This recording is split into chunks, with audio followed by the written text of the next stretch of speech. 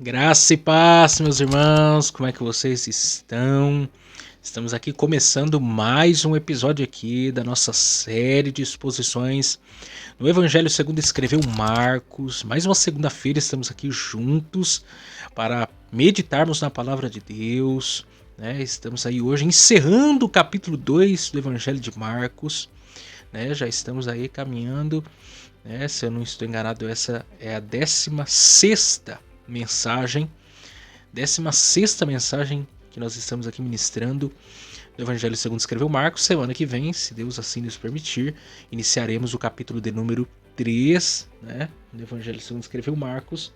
E hoje nós iremos falar sobre o Shabat, o sábado, né, final do capítulo 2, né, hoje meditaremos aí versos 23 a 28, né, da nossa exposição. E eu quero que desde já você se inscreva aqui no nosso canal, curta aí, comenta, compartilhe. Estou muito feliz por ter você toda semana aqui juntamente comigo para juntos aprofundarmos nosso conhecimento da palavra de Deus. A minha intenção, meu propósito é que nós possamos, como diz a palavra de Deus, prosseguir em conhecer o nosso Senhor, conheçamos e prossigamos em conhecer o nosso Senhor, porque a palavra de Deus é viva, diz Hebreus 4:12, a palavra de Deus é viva e eficaz, mais penetrante de qualquer espada afiada de 2 gumes.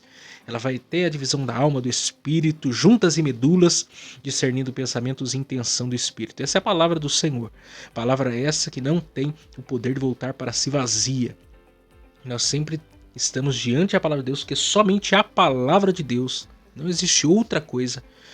Só a palavra de Deus é poderosa e eficaz para fazer coisas extraordinárias. Eu até achei interessante esses dias, estava comentando com a minha noiva, que eu geralmente vou para o serviço, né? Pego a van e eu aproveito os minutos que eu tenho ali para fazer a leitura bíblica diária, né? E é curioso porque as pessoas se incomodam, né? Se você estivesse lendo qualquer outro livro, Crepúsculo, né? Harry Potter, se você estivesse lendo as Crônicas de Nárnia, lendo qualquer outro assunto, as pessoas não se incomodariam. Mas quando você abre a Bíblia, começa a meditar na palavra de Deus, as pessoas ficam até assim meio assombradas, isso incomoda as pessoas de alguma maneira. Faz o teste isso, pega lá você que vai de Mercedes aí pro serviço aí, vai de busão, ou mesmo no ponto de ônibus, ou em qualquer lugar, abra a Bíblia e leia, num lugar público, onde as pessoas estão te observando. Você vai ver como tem gente que se incomoda pelo fato de nós estarmos meditando na palavra de Deus. Por quê? Porque a palavra de Deus, ela é aberta ou fechada, ela incomoda as pessoas. É por isso que estamos vivendo nesses dias que as pessoas querem atualizar a Bíblia, né? As pessoas querem retirar aquilo que já está ali como verdade revelada, para vocês perceberem como que é difícil, como nós vivemos dias tão difíceis no quesito pregação da palavra de Deus. Por isso que a minha intenção sempre é pregar a palavra de Deus. Não é pregar sobre a palavra, é pregar a palavra. É a palavra que tem o poder de transformar a vida do pecador, nenhuma outra coisa. Se você pregar a palavra será encarregada de fazer tudo que é necessário, porque é a palavra de Deus que transforma, que cura, que restaura, que liberta, é a palavra de Deus. Então, vamos rodar aí a vinheta e nós voltamos já já. Quero fazer umas indicações para vocês antes de nós ministrarmos a palavra de Deus.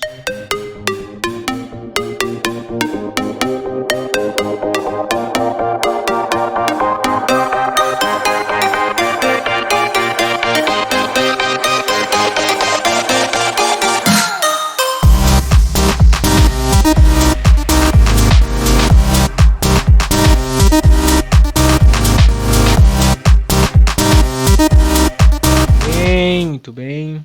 Quero fazer umas indicações para vocês. Eu fiz lá no EBDcast alguns, esqueci. Na semana passada, se não me engano, eu ia fazer indicação, mas tinha deixado longe aqui do meu alcance. Mas eu quero indicar para vocês esse livro aqui chamado Ego Transformado, a humildade que brota do Evangelho e traz a verdadeira alegria, do Timothy Keller, saudoso, né? Timothy Keller, que veio a falecer na semana retrasada, né? Ele que já vinha enfrentando há alguns anos a questão do câncer. E o Senhor chamou para si esse servo zeloso, mas que deixou aí um grande legado, né, para os dias atuais. Ele que é chamado aí do C.S. Lewis desses dias, né, dessa geração. E que deixou um legado muito abençoador, pastor presbiteriano. E esse livro aqui é um livreto, na verdade, né? Mas vale muito a pena, para um estudo bíblico. Futuramente, quem sabe, né? Quero ver se eu me aprofundo aqui com vocês sobre algo nesse gênero, um podcast com alguém sobre esse livreto. Eu acho que vale muito a pena, né? Tem uma série lá no canal MQ Podcasts, né? Uma série pautada no livro, né, Deuses Falsos, do Timothy Keller, que nós fizemos lá. E eu li esse aqui é o livro do Ayrton, me emprestou, que sempre está também aqui nos acompanhando aqui no canal Palavra Viva. E gostei muito do livro, fica aí minha indicação para vocês.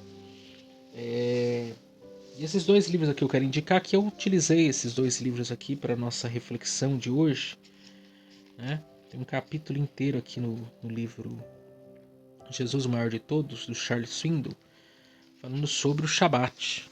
Eu quero indicar então para vocês aqui esse livro. Tem um capítulo aqui dedicado a falar sobre o Shabat, né? Jesus como verdadeiro descanso. E esse também aqui que tem lá no canal MQ Podcast uma série que eu fiz com alguns capítulos desse livro, com base em alguns capítulos desse livro, e tem aqui o Evangelho Farisaico. Tem um capítulo aqui falando sobre o Evangelho Farisaico, que também é muito interessante a abordagem do pastor Ciro Sanches Ibord, que é um livro da CPAD. E o Ciro Sanches tem vários livros publicados pela CPAD de muita qualidade. Tem canal aqui no YouTube também, vale a pena aí vocês darem uma pesquisada. Mas sem perder tempo, então vamos partir para a exposição da Palavra de Deus. Marcos capítulo 2. Nós vimos aí nas 2 semanas que se passaram sobre a questão do jejum. Eu recebi bons feedbacks sobre o assunto, né? Eu acredito que é um tema, embora muito comum, há sempre interrogações a serem respondidas. Eu quero acreditar que com aquilo que nós meditamos aqui foi possível. Se você não teve a oportunidade de acompanhar, vá lá para você aprender um pouco sobre a questão do jejum. E hoje nós vamos falar do sábado, né, o Shabat. Marcos capítulo 2, verso 23 a 28 diz assim: E aconteceu que, passando ele num sábado pelas searas, os seus discípulos caminhando começaram a colher espigas. E os fariseus lhe disseram: Vês, por que fazem no sábado o que não é lícito? Mas ele disse-lhes: Nunca lestes o que fez Davi, quando estava em necessidade e teve fome, ele e os que com ele estavam? E como entrou na casa de Deus, no tempo de Abiatar sumo sacerdote, e comeu os pães da propiciação, dos quais não era lícito comer senão os sacerdotes, dando também aos que com ele estavam. E disse-lhes: O sábado foi feito por causa do homem, não o homem por causa do sábado. Assim, o Filho do Homem até do sábado é Senhor. Até do sábado ele é Senhor. Deixa eu contar aqui, começar aqui a nossa exposição, um quebra-gelo aqui. Contar uma história para vocês, que vocês talvez que me acompanhem aqui em algum momento eu já tenha contado essa história, mas vou repetir. Repetição didática. Né? Quem nunca aqui ouviu a história do galo? Galo novo no galinheiro. Né? Essa história aí, alguns pregadores usam como ilustração e eu acho muito válida. Quando eu tive a oportunidade de ouvir essa história a primeira vez, eu ouvi num livro. Inclusive, falando sobre... Um livro muito bom, inclusive, falando sobre a pós-modernidade. Né, a questão do pastoreio no contexto da pós-modernidade. E lá conta-se essa história. Galo novo no galinheiro. Galo novo no galinheiro. Cantava muito. Arrasava a boca do balão. E ele levantava todo dia de manhã bem cedo, antes do sol nascer, subia lá num palquinho e, a plenos pulmões, ele cantava. Cantava e tal, até o sol nascer. Aquela coisa maravilhosa. Não vou imitar o galo, porque eu não sou galo, né? Mas ele cantava bonito, com aquele vozeirão e tal. Todo mundo ficava admirado no galinheiro, né? Porque ele, né? Ele arrasava, ele era o cara que cantava bem. E ele se gabava dizendo: o sol nasceu porque eu cantei. O sol nasceu porque eu cantei. E ele ficava se achando, né? Porque galo novo no galinheiro. Aí um dia, galo novo no galinheiro, teve dor de barriga. Passou a noite ruim, perdeu a hora. Quando ele acordou, o sol já tinha nascido. E para decepção dele e dos demais, ele percebeu que não era por causa do canto dele que o sol nascia. Não era por causa do canto dele que o sol nascia. Quando ele nasceu, o sol já tinha nascido. O galo no galinheiro, que já observava ele, percebeu que ele ficou borocochô, né? Ficou jurubeba. E chegou pra ele e falou assim: não fica triste não, rapaz. Eu já sabia que não era por causa de você que o sol nascia. Todo mundo aqui sabia. É que a gente gostava e gosta de ouvir você cantar. Você canta bem, você é excelente cantor. Só que você tem que entender que as coisas não acontecem porque você canta bonito. O sol não nasce, o sol ele nasce independente de você. Você cantando ou não cantando, o sol vai nascer. Ele nasce independente de você. E deu essa palavra de motivação para ele não desanimar. E a verdade é que a lição, né, porque são muitas as lições aqui dessa história que nós poderíamos extrair. Mas a principal delas que nós podemos extrair é aqui o seguinte: o sol não nasce porque nós fazemos isso ou aquilo. Nada no mundo acontece porque eu ou você fazemos isso ou aquilo.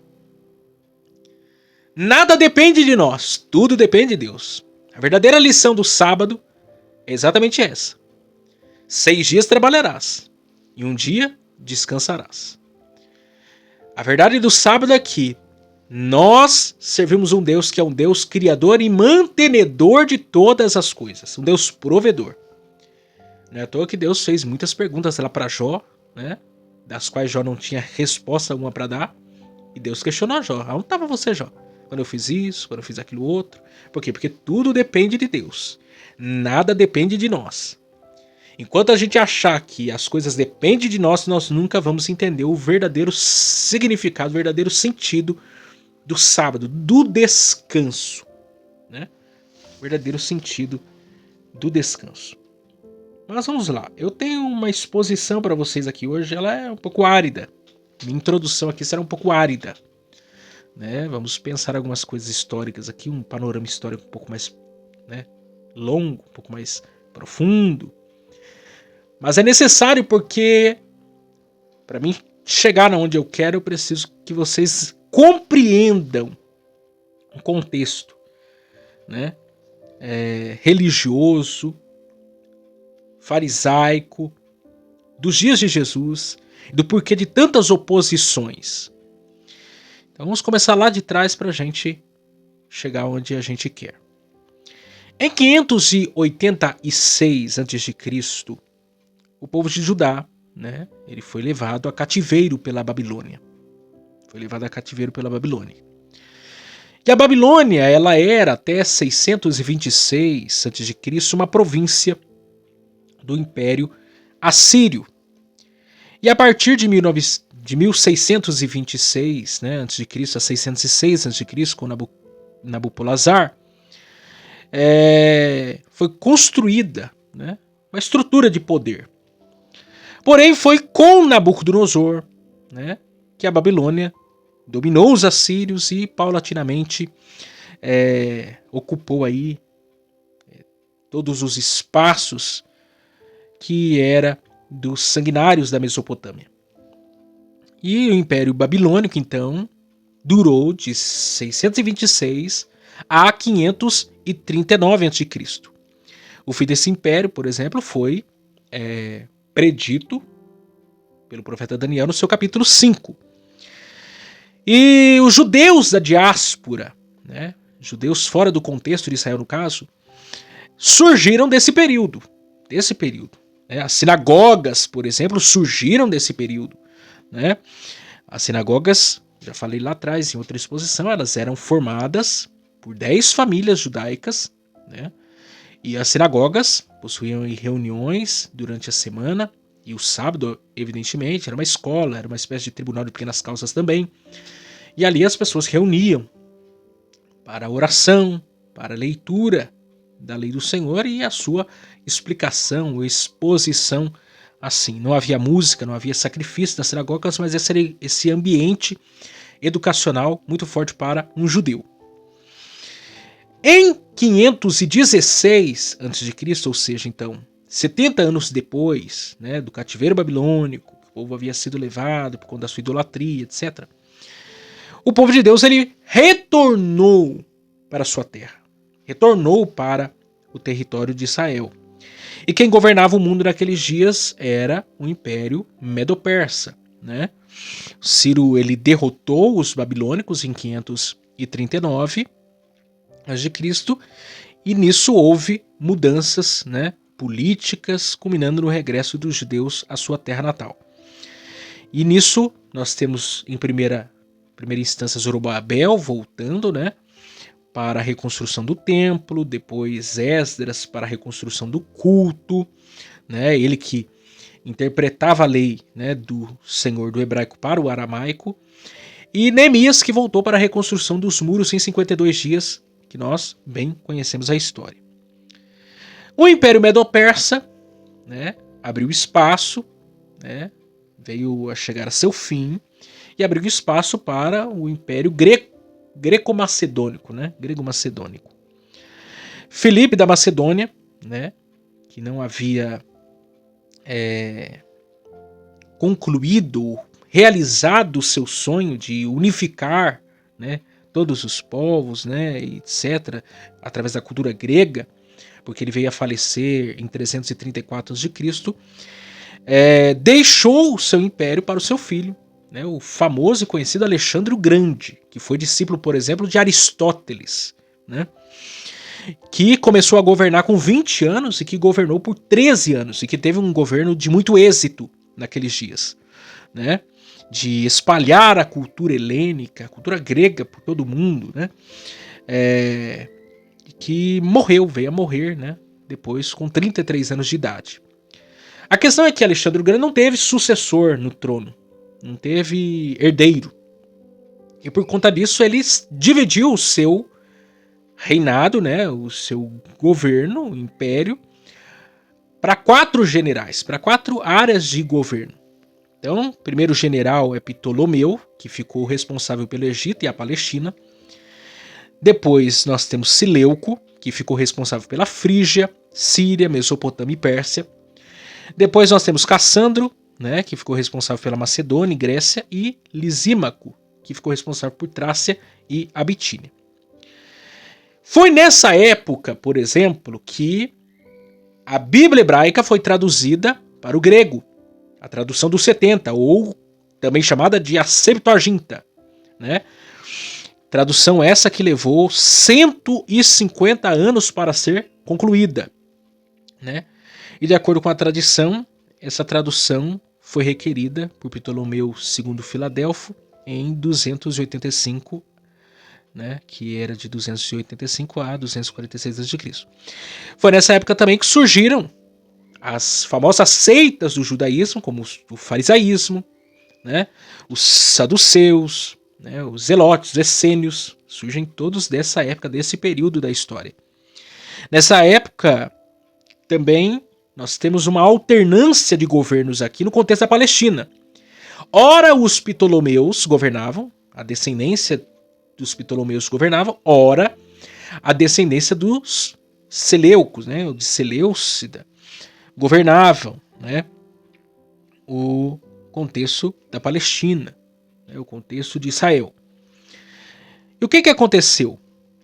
No tempo em que os Seleucidas começaram a governar a Palestina, num desses momentos da história que eles começaram a governar a Palestina, os Seleucidas começaram a impor a cultura helênica, a cultura grega, aos judeus, né? Então os sacerdotes, né, arônicos e zadoquistas foram substituídos. O dinheiro do templo, né, ajudou a financiar os avanços da cultura helênica, né, da cultura helenística. O ginásio foi construído, os meninos judeus tinham de competir nus com os gregos, né? Logo a circuncisão foi banida, juntamente com a observação do sábado, dos festivais judaicos, da escrita judaica, da dieta judaica. E tornou-se, com isso, quase que impossível se praticar a religião judaica, né, por causa desse domínio dos Seleucidas, dessa imposição, desse regime ditatorial dos Seleucidas sobre os judeus. Né. Muitos foram, inclusive, crucificados, mortos, né, por conta dessa imposição, né, dessa intolerância religiosa que havia nesse contexto. A turbulência, né, o auge dessa crise se dá quando Antíoco IV Epifânio, né, invadiu Jerusalém, matou muitos, né, dos seus cidadãos e ofereceu um porco no altar, né, no templo do Senhor. E erigiu um ídolo ao deus Olimpo. Então os judeus foram forçados a oferecer sacrifícios aos deuses gregos. Muitos judeus resistiram até a morte. Isso desencadeou a revolta do que chamamos, né, e que esse livro existe, por exemplo, na Bíblia Católica, que é a revolta dos Macabeus. Né? Matatias, que inicia essa revolta, ele tinha 5 filhos, um dos seus filhos era Judas Macabeu, e que vai prosseguir, né, essa revolta contra os Seleucidas, e que vai ser um período em que os próprios judeus, de maneira, vamos dizer assim, eles se emanciparam do governo, da liderança dos gregos, por causa de toda essa turbulência, e por conta dessa revolta, e de 164 a 63 a.C., há um governo dos judeus sobre o seu próprio território, sem a interferência de um império estrangeiro. É desse contexto, é desse momento histórico turbulento, de crise, né, e de imposições estrangeiras na fé e na cultura judaica, que surge os fariseus, que surge a seita dos fariseus. Porque a palavra fariseu é a ideia de separar. E os fariseus surgem com uma boa intenção nesse contexto, que era de separar os judeus da cultura helênica, dessa helenização que estava sendo feita pelos Seleucidas, dessa imposição que estava sendo feita pelos Seleucidas. Então eles, de maneira muito prudente, se revoltam contra tudo isso e buscam separar-se, buscam se afastar de todo esse contexto turbulento que ia de encontro à fé e às crenças judaicas, as bases, os pilares da fé judaica. Então veja bem, o farisaísmo surge desse contexto histórico de maneira positiva e de maneira até louvável, porque eles estavam buscando uma purificação por conta de uma interferência externa, né, que estava atrapalhando a fé judaica, o seu desenvolvimento, né, essa perseguição que estava havendo. Porém, entretanto, todavia, né, não obstante, nem tudo aquilo que é bom ou que começa com boas intenções se conclui da mesma maneira. E o que acontece é que esse farisaísmo tornou-se um farisaísmo de um zelo cego, de um zelo que chegou a um legalismo, né? Que se transformou em algo sem vida, se tornou apenas algo a colocar uma carga, um jugo sobre as pessoas, e perdeu sua essência, perdeu seu verdadeiro foco inicial. Aquilo que começou positivo tornou-se negativo na metade do caminho. E o texto que nós então estamos observando aparece mais uma das oposições dos fariseus em relação ao ministério de Jesus, dessa vez relacionada ao sábado, ao Shabat. Veja bem, no começo do capítulo, e esse é o capítulo da oposição, no começo do capítulo ele se opõe a Jesus porque Jesus perdoou o pecado do paralítico. Quando Jesus diz, perdoados estão os teus pecados. E eles em seu coração questionam, quem é esse para que perdoe pecado? Não é só Deus que pode fazer isso? E Jesus é Deus. Mas eles não reconheceram Jesus como Deus. E por causa disso se opunham a Jesus, como aquele capaz de perdoar pecados. Depois eles se opõem a Jesus porque Jesus estava sentado à mesa com os publicanos, os pecadores. Porque por efeito da conversão de Levi e de Mateus, Jesus, né, esteve na casa de Levi e de Mateus, que deu um banquete, deu uma festa, Jesus, acompanhado de seus discípulos, sentou à mesa, não só com Mateus, Levi, um dos publicanos, mas com os amigos de Levi e de Mateus, que também eram publicanos. E os fariseus de longe questionam os discípulos. Como pode ele sentar com os publicanos, os pecadores? E Jesus questiona ele, mas afinal de contas, os médicos vêm para os sãos ou vêm para os doentes? Vêm para os justos ou para os injustos? Né? Jesus questiona eles. Depois ele se opõe a Jesus a questão do jejum. O jejum, olha, os discípulos dos fariseus jejuam, os discípulos de João jejuam, e os teus discípulos não jejuam? E por fim aqui agora, questionando a Jesus em relação ao sábado, os discípulos de Jesus estavam pegando, debulhando as espigas, comendo num dia de sábado. E ele se opõe a Jesus. Ele se opõe a Jesus, né? Por efeito deles estarem comendo no dia de sábado. E Jesus questiona eles, Jesus confronta eles mais uma vez. Por quê? Por causa dessa religiosidade excessiva. Por causa dessa carga, desse jugo pesado que eles impunham sobre os outros, mas que, em via de regra, eles mesmos não praticavam. Quer dizer, eles se opunham não a outra coisa a não ser a Jesus e a quem Jesus representava, aos seus discípulos, e ao fato de seus discípulos crerem que ele era o Messias ungido de Deus, esperado de Deus. A oposição deles era tudo quanto Jesus fazia, pensava ou deixava de fazer. Eles se opunham a tudo, porque a oposição deles era contra Jesus e ao que Jesus de fato representava naqueles dias. A oposição deles era declarada contra Jesus, seu ministério. E eles, nessa passagem, nesse contexto, se apegam a um dos mandamentos da lei, a questão do sábado. Porque de acordo com a lei dada, né, aos israelitas por meio de Moisés, né, a Deus por meio de Moisés, Êxodo capítulo 20, versos 10 e 11 diz, esse é o quarto mandamento: o sétimo dia é o sábado do Senhor, teu Deus. Não fará nenhuma obra, nem tu, nem teu filho, nem tua filha, nem teu servo, nem tua serva, nem teu animal, nem teu estrangeiro que está dentro das tuas portas. Porque em 6 dias fez o Senhor os céus e a terra, o mar e tudo que neles há, e o sétimo dia descansou. Portanto, abençoou o Senhor no dia do sábado e o santificou. Veja bem, originalmente, o dia, né, do sábado, o sétimo dia, era separado para comemorar a criação do mundo realizada por Deus, para celebrar a provisão do Senhor. Então veja bem, em 6 dias, Deus criou, né, a terra e encheu a terra de tudo, né, que a humanidade precisaria. No sétimo dia, ele encerrou toda a atividade. Ele parou. E a palavra sábado tem raízes no verbo hebraico parar. O que é o sábado? Sábado é parar, é descansar. Né? Deus fez uma pausa para declarar que a sua criação estava completa e era boa. Veja bem, a questão do sábado começa antes da lei. O sábado também comemorava a aliança que Deus havia estabelecido com a nação de Israel quando lhe deu a terra prometida. Né?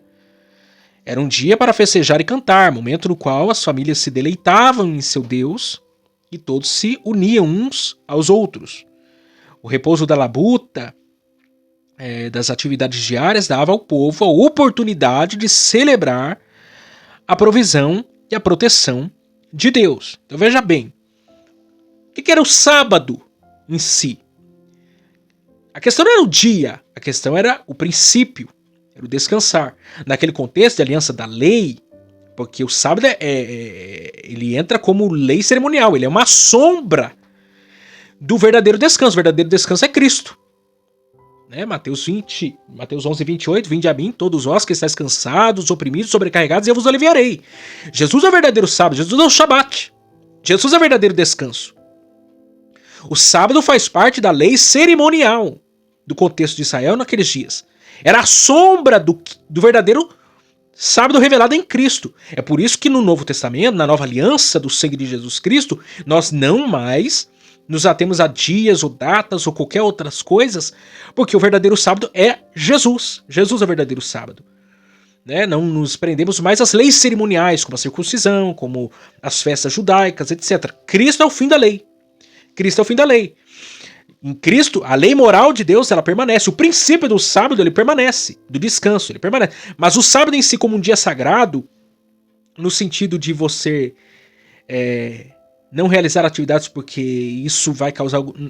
Nós não cremos mais nisso por conta que o fim da lei e o cumprimento da lei cerimonial do sábado se completa em Cristo. O princípio permanece para nós e pode ser realizado em qualquer outro dia, sem necessariamente ser o sábado. O sábado é o descanso, é parar, né? É ter esse momento de descanso. Só que os fariseus, né? Os fariseus, até vale destacar aqui algo, porque existe nota de rodapé aqui, existe aí uma denominação, né? Um segmento religioso, que eles enfatizam o quarto mandamento, né? Quarto mandamento. E vocês observaram a leitura que eu fiz de Êxodo capítulo 20, versos 10 e 11. Se nós levarmos, se formos levar a questão do sábado como está aqui e como era realizado no Antigo Testamento, nós temos que observar exatamente ao pé da letra como aqui está. Quem que deveria parar e como deveria ser a questão do sábado, então? Olhando pelo texto bíblico. Não farás obra nenhuma, nem tu, nem teu filho, nem tua filha, nem teu servo, nem tua serva, nem teu animal, nem teu estrangeiro que está dentro das tuas portas. Veja bem, você não está guardando o sábado, nem cumprindo o sábado, se for olhar por essa perspectiva, e muitos estão dizendo que guardam o sábado, que não, que observamos o sábado. Não, você não está guardando o sábado. Porque veja bem, não é só você que tem que parar, você, sua esposa, seus filhos, seus servos, suas servas, até o estrangeiro. Todo mundo tem que parar. Quando você que diz que crê, que guarda o sábado aí, etc., que entende que o sábado, que está lá em Êxodo, capítulo 20, verso 10 e 11, ele tem que ser observado exatamente como ali está para o tempo da nova aliança, você tem que entender que a energia que chega na sua casa, a água que chega na sua casa, né, os recursos que você se utiliza, tem alguém trabalhando. Quer dizer, o teu servo, a tua serva, que está trabalhando. Então você não está guardando o sábado na sua integridade, na sua totalidade. O estrangeiro está trabalhando também. Para nós levarmos a sério a coisa, nós temos que observar conforme manda a lei. Conforme manda a lei.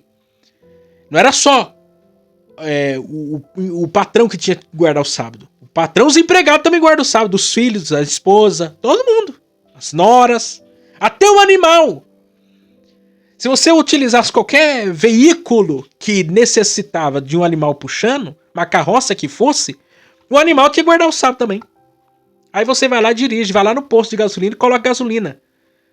Tem alguém lá no posto de gasolina trabalhando, isso é trabalho também. É alguém servindo, é alguém trabalhando. Como é que eu posso guardar o sábado na sua integridade, na sua totalidade, se todas essas pessoas estão trabalhando? Então é meio que incongruente algumas coisas em relação a isso, né? E os fariseus, né, para manter uma superioridade, né, moral, ou pelo menos a impressão, né, de uma superioridade elevada, né, eles optaram por enfatizar a porção da lei de Deus, né, que se encaixava em suas inscrições naturais. Qualquer que tenha sido a razão, né, o quarto mandamento tornou-se o favorito deles, né? Favorito deles. E na época de Jesus, os fariseus haviam, então, transformado o sábado em algo muito diferente daquilo que Deus havia ordenado, né? Ao simples mandamento de descansar, os fariseus adicionaram uma extensa lista de proibições específicas. E na eventualidade de terem esquecido de alguma coisa, eles estabeleceram 39 categorias de atividades proibidas. Dentre elas, carregar, queimar, extinguir, finalizar, escrever, apagar, cozinhar, lavar, costurar, cortar, contar, desarmar, moldar, arar, plantar, colher, ceifar, debulhar, joeirar, selecionar, peneirar, moer, amassar, combinar, girar, tingir, bordar, ungir, trançar, desembaraçar, construir, demolir, prender com armadilha, tosquiar, abater, esfolar, curtir, polir e marcar. Olha quanta coisa que eles acrescentaram à lei do Senhor e as suas proibições, até a quantidade de passos, né, que se andar no sábado eles estabeleceram, para vocês verem o nível da loucura, né, do peso, da carga, do jugo que eles estavam impondo sobre as pessoas. Na mente dos fariseus, os homens estavam trabalhando no sábado, pois o trigo de seus ramos é colher. Esfregar o trigo na palma da mão é debulhar, e separar a moinha é joeirar. Quer dizer, quando eles viram os discípulos de Jesus nas searas, colhendo as espigas, debulhando, descascando, eles pensaram, vocês estão trabalhando. Estão trabalhando. E começaram a se opor a Jesus, a se opor ao ministério de Jesus. Né? Porque eles entendiam que eles estavam trabalhando. E esse era o capítulo da oposição, questionamento. Por isso que eles ficaram o quê? Brigando com Jesus por qualquer motivo. Então veja bem, os fariseus, eles se opunham ao ministério de Jesus. Eles eram um verdadeiro calcanhar de Aquiles do ministério de Jesus. Por causa de se apegarem a questões exteriores, a colocar julgos, cargas sobre os seguidores de Jesus, de coisas que a palavra de Deus não exigia, não ordenava, não pedia. Chamavam de pecado aquilo que não era pecado. Colocavam uma carga, um jugo, um peso sobre aquilo que a palavra de Deus jamais exigia, jamais ordenava. E isso se repete nos dias atuais. É verdade que a seita dos fariseus se findou lá atrás, mas os fariseus modernos, os fariseus dos dias atuais permanecem aí. Eles continuam aí, colocando cargas, julgos, pesos, falando aquilo que Deus não falou, ordenando aquilo que Deus ordenou, proibindo aquilo que Deus não proibiu, mandando aquilo que Deus não mandou. Tem um monte aí. Falsos profetas, falsos pastores, falsos doutores, que criaram uma religião completamente deturpada da fé judaico-cristã, do verdadeiro cristianismo, do verdadeiro judaísmo. E ficam colocando uma carga cada vez maior, mais pesada, de coisas que eles mesmos não conseguem realizar, eles querem colocar. Porque a questão não era o sábado em si, a questão era qualquer outra coisa. A discussão deles aqui era o sábado, mas a verdade é que a questão para os fariseus era qualquer motivo, qualquer coisa eles transformavam. Basta você ler lá Mateus capítulo 23, Jesus faz uma longa exortação e exposição sobre o assunto, e você vai perceber que eles colocavam um peso, uma carga muito pesada sobre as pessoas, por causa dessa falsa religião que eles propagavam, ensinavam. Eu quero então destacar aqui algumas características dos fariseus dos dias de Jesus e dos dias atuais, porque se aplicam a nós do mesmo jeito, da mesma maneira, da mesma forma. Então vamos avaliar aqui se nós estamos vivendo no meio de fariseus modernos, né?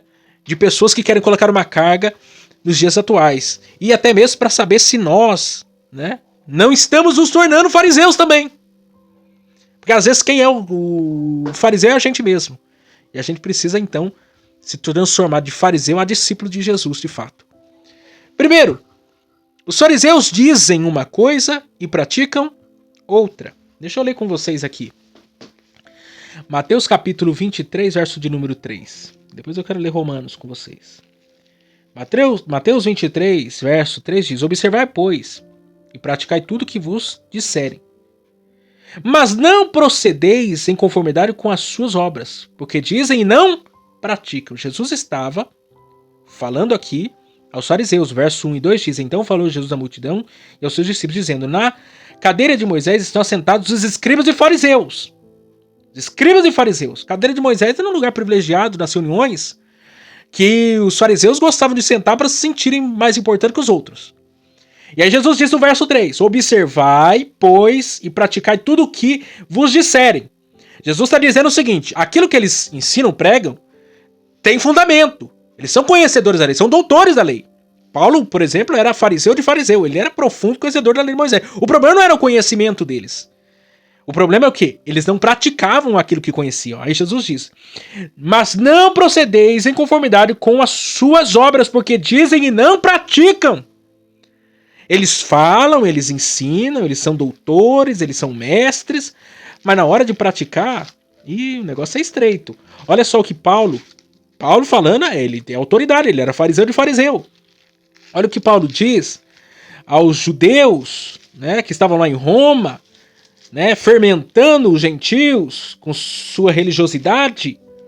Olha o que Paulo diz a partir do verso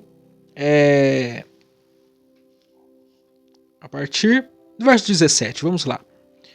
Até o verso 23, 24. Eis que tu, que tens por sobrenome judeu, e repousas na lei, e te glorias em Deus, e sabes a sua vontade, aprovas as coisas excelentes, sendo instruído por lei, e confias que és guia de cegos, luz dos que estão em trevas, instrutor dos nerços, mestre de crianças, que tens a forma da ciência e da verdade e da lei. Tu, pois, que ensinas a outro, não te ensinas a ti mesmo? E tu que pregas que não deves furtar, furtas?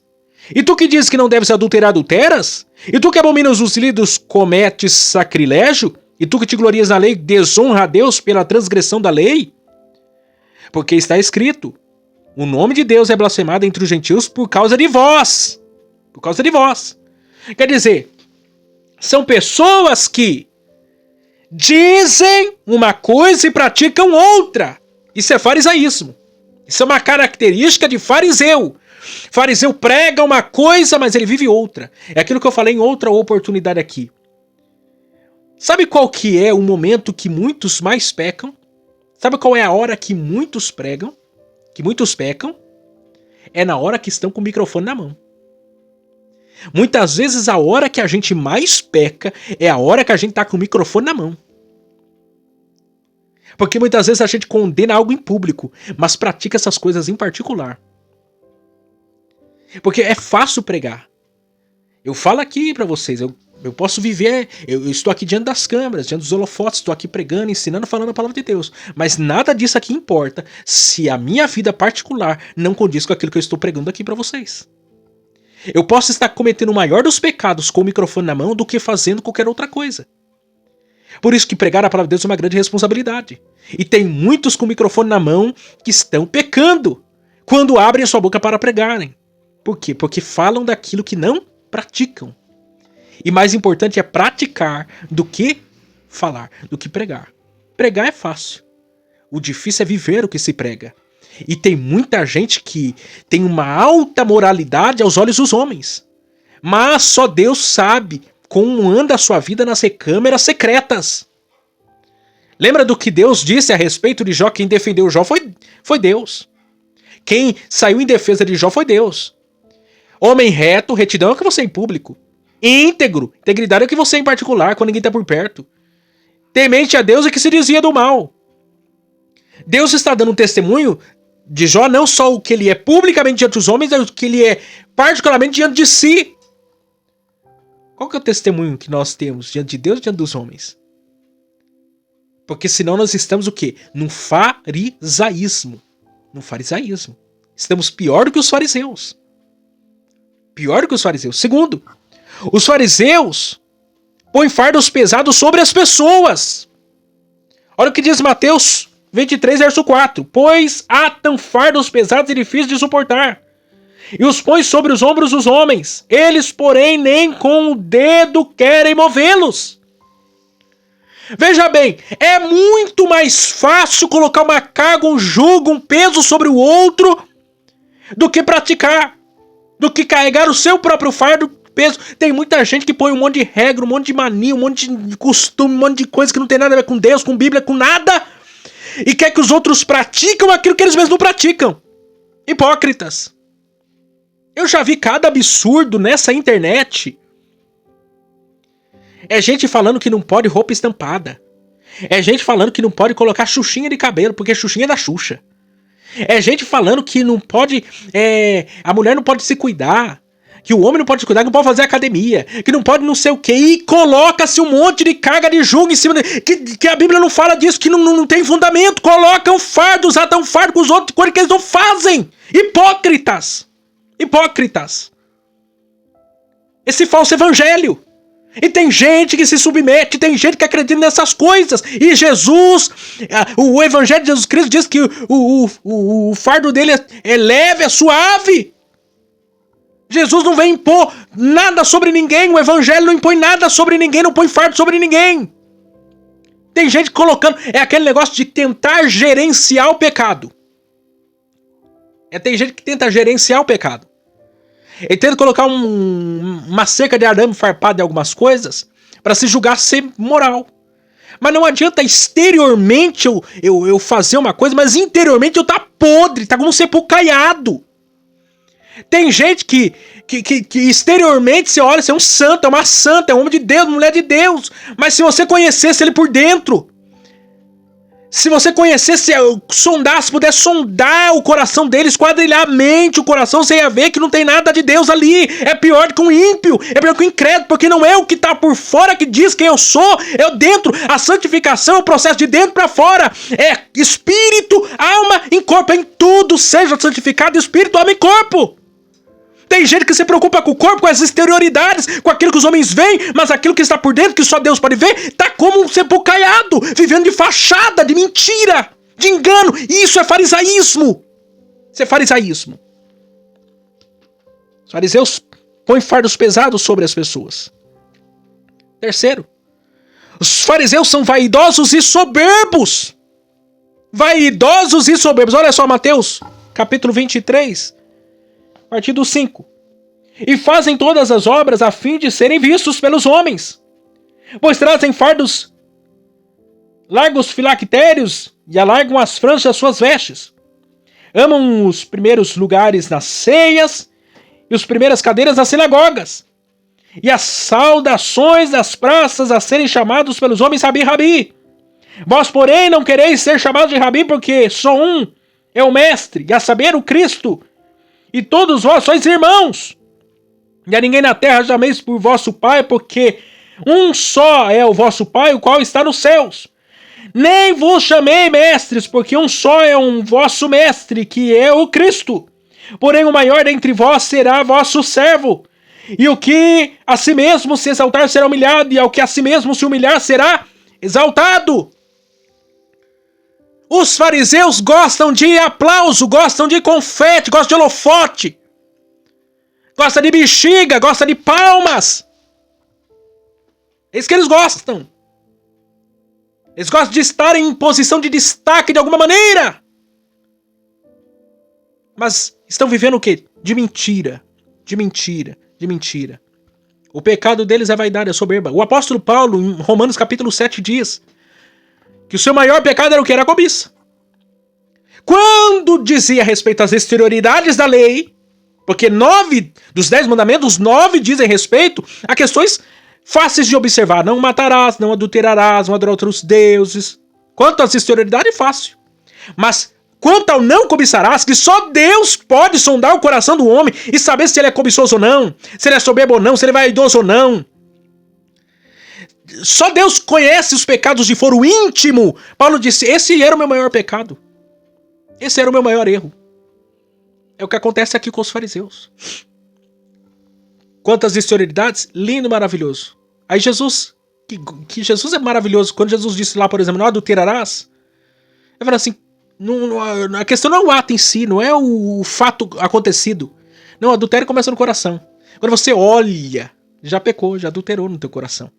Jesus olha com lente de aumento, é no coração do homem pecador. É do coração que a Bíblia diz que saem os adultérios, os homicídios, tantas coisas ruins.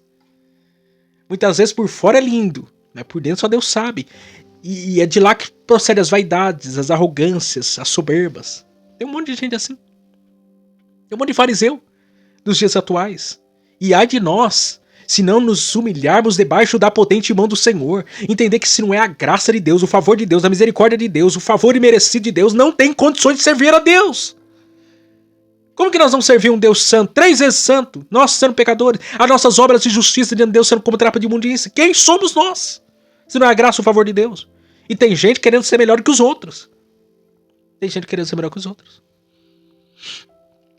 Quarto, os fariseus contribuem para a perdição de muitos. Olha aí comigo. Verso 13. Mateus 23, verso 13. Mas ai de vós, escribas e fariseus hipócritas, pois que fechais aos homens o reino dos céus, e nem vos entrais, nem deixais entrar aos que estão entrando. Ai de vós, escribas e fariseus hipócritas, pois que devorais as casas das viúvas sob pretexto de prolongadas orações, por isso sofrereis tais rigorosos juízo. E ai de vós, escribas e fariseus hipócritas, pois que percorreis o mar e a terra para fazerem um prosélito, e depois de o ter desfeito, fazei-lhes filhos do inferno 2 vezes mais do que a vós. Ou seja, eles faziam discípulos para si que tornavam-se pior do que eles eram. Eles faziam robôs. Eles fabricavam homens e mulheres com um pensamento semelhante ao deles que se tornavam pior do que eles. Como é difícil isso. Como é difícil isso. Quando você observa algumas igrejas, algumas denominações, em que você percebe, ou nós percebemos, que tem gente fazendo discípulos de si. Não discípulos de Jesus, discípulos de si. Não seguidores de Jesus, discípulos de si. Religiões, igrejas, denominações centradas numa pessoa. Em regras e valores inventadas por homens, não princípios retirados da palavra de Deus. Existe um termo utilizado muito comum, se eu não me engano tem um livro sobre isso, não sei se tem em português, mas que diz o líder inútil. Qual que é o bom líder? É o líder inútil. É o líder que forma seus liderados ao ponto de os seus liderados não se tornarem dependentes dele. A ele liderar alguém para alguém ser o que? Independente, maduro espiritualmente. Seu próprio sacerdócio, ter o seu próprio sacerdócio. Porque o princípio da reforma protestante é o quê? O sacerdócio de todos os crentes, todos os santos. Aí tem igrejas que se prendem à visão de um líder, de uma pessoa. E aí se coloca cargas, pesos e tantas coisas. É difícil isso. Ao invés de fazerem seguidores de Jesus, fazem seguidores de si próprios. Quinto lugar. Os fariseus são condutores cegos, insensatos e hipócritas. Verso 16. Mateus 23, 16 já diz. Ai de vós, condutores cegos. Pois que dizem? Que dizeis? Qualquer que jurar pelo templo, isso nada é. Mas o que jurar pelo ouro do templo, esse é devedor. Insensatos e cegos, pois qual é maior, o ouro ou o templo que santifica o ouro? Aquele que jurar pelo altar, isso nada é, mas aquele que jurar pela oferta que está sobre o altar, esse é devedor. Insensatos e cegos, pois qual é maior, a oferta ou o altar que santifica a oferta? Portanto, o que jurar pelo altar, jurar por ele e por tudo que sobre ele está. E o que jurar pelo templo, jura por ele porque nele habita. E o que jurar pelo céu, jura pelo trono de Deus e por aquele que está sentado nele. Está sentado nele. Ou seja, eles inventam ordenanças, né, exigindo dos fiéis uma santidade exagerada, extrabíblica, extrema, excêntrica, excessiva.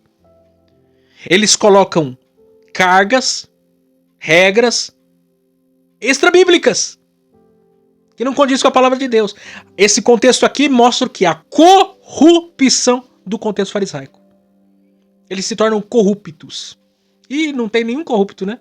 Tem nenhum fariseu nesses dias corrupto, que extorque, que mente, que manipula as pessoas nos dias atuais. Ó, vem pra minha igreja, porque na minha igreja que tem milagre, viu? Vem na minha igreja, que na minha igreja que tem porta aberta. Vem pra minha igreja, a oferta aqui, porque é a sua oferta só aqui que tem vitória pra tua casa, pros teus negócios. Não, é porque tem uma maldição hereditária na tua família, mas se você der uma oferta aqui, fizer um pix ungido, o pix quebra a maldição. Não é assim, não? É o profeta do pix. Hoje tem profeta do pix. Será que não tem, não? E a gente tá vivendo assim, ó. Tem uns monte de fariseu aí, gente. Tem um monte de enganador aí. Lobo devorador. Tosqueando a lã da ovelha. Como é que vai ser isso aí no grande dia? A coisa vai ser estreita naquele grande dia, viu? Ai! Jesus ainda usa várias vezes essa palavra. Ai! Ai! dos hipócritas, dos fariseus, dos escribas, dos falsos pastores, dos falsos profetas. Ai deles! Naquele grande dia. Haverá choro, diz a Bíblia, ranger de dentes. Porque não pensa que vai ficar impune o que estamos vivendo, não. Não vai ficar. Deus não mudou. A palavra dele é fiel, é verdadeira. Olha, eu vou terminar aqui com essa leitura aqui. E aí nós vamos fazer a última reflexão. Olha o que o apóstolo Paulo, escrevendo a Timóteo, disse. Capítulo de 1 Timóteo 4. Olha a palavra do apóstolo Paulo.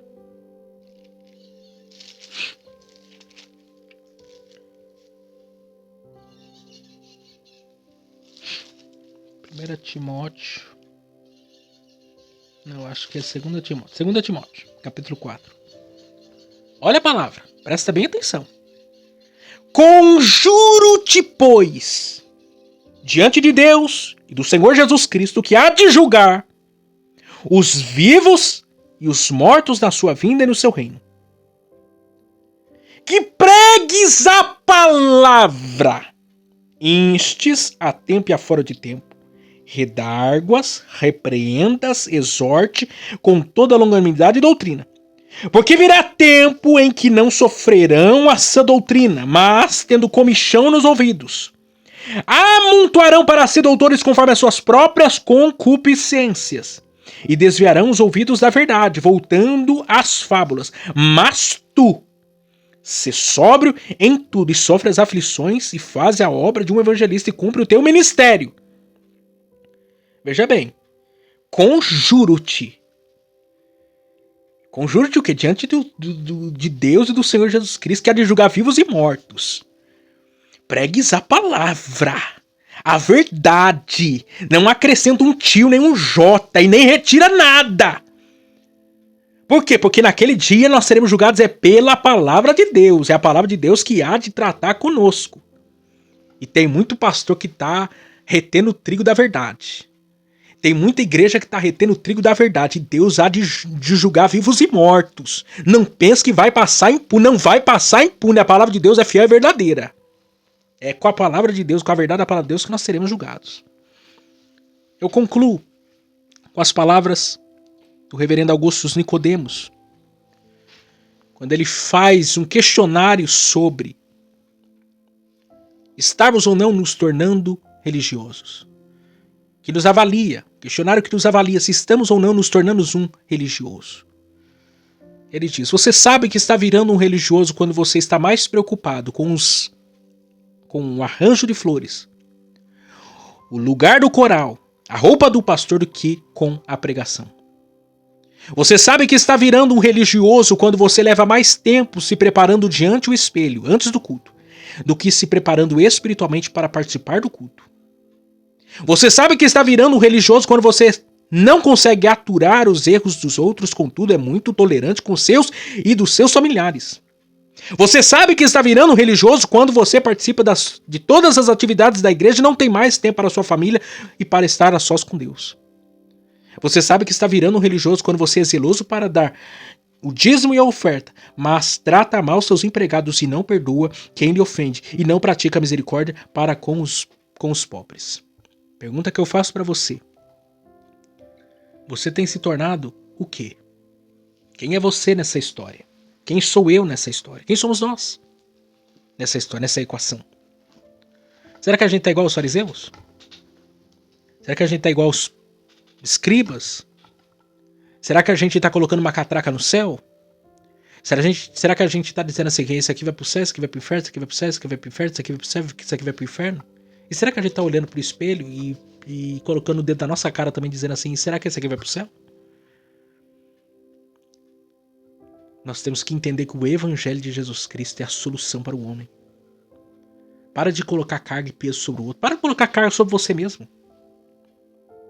Para de colocar exigências, peso que a palavra de Deus nunca pediu, nunca exigiu. Para de inventar manias, modismos. Que o evangelho não existe, não pede, não ordena. Vamos pregar a palavra. É a palavra de Deus. É a escritura que liberta e transforma a vida do pecador. É o evangelho de Jesus Cristo que faz isso. É o sangue de Jesus Cristo que nos purifica todo o pecado. Você pode vestir camisa até aqui no sol de meio-dia, blusa até aqui, sai até o pé, mas se você tiver a língua grande, não vai adiantar nada. Se você for um homem sem misericórdia, sem piedade, sem amor, não adianta nada, não adianta nada. Isso é uma falsa religião, isso é um falso evangelho, é um falso cristianismo. Se você cuida mais da vida dos outros do que da tua própria, você é pior do que os incrédulos. Vamos voltar para as escrituras da palavra de Deus. Humilhar debaixo da potente mão do Senhor. Senhor, tem misericórdia de mim, que eu sou pobre pecador. Lembra da parábola do publicano e fariseu? Fariseu se exaltando, se auto-glorificando, o publicano curvado. Nem levantar o rosto para o céu levantou, porque ele sabia do quão pecador ele era. Assim sou eu e você. Não sou melhor do que você não é melhor do que eu, ninguém é melhor do que ninguém. Nós somos todo pó e cinza diante da presença do Senhor. Se não for a misericórdia dele manifesta a cada manhã, nós não acordamos. Nós não acordamos. Deus tenha misericórdia de nós. Deus tenha misericórdia de nós. Essa é a palavra de Deus para nós hoje.